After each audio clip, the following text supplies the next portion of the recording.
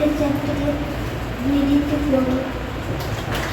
வானங்கள் தேவனுடைய மகிமையை வெளிப்படுத்துகிறது. அவைகிறது அவருடைய கரத்தின் கிரியைகளை அறிவிக்கிறது. பகலுக்கு பகல் வார்த்தைகளை பொழிகிறது. இரவுக்கு இரவு அறிவை தெரிவிக்கிறது. அவைகளுக்கு பேச்சுதில்லை, வார்த்தையும் இல்லை. அவைகளின் சத்தம் கேட்கப்படுவதும் இல்லை.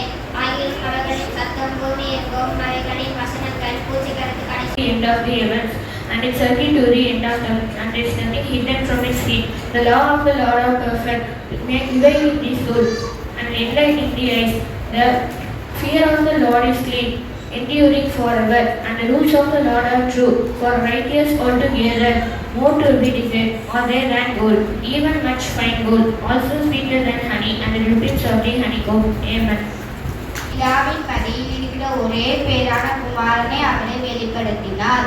எருசலேமில் இருந்து யூதர்கள் ஆசாரியரையும் லேவியரையும் யோவானிடத்தில் அனுப்பி, நீ யார் என்று கேட்டபொழுது அவன் மறுதலியாமல் அறிக்கையிட்டதுமன்றி நான் கிறிஸ்து அல்ல என்றும் அறிக்கையிட்டான். ஆமென்.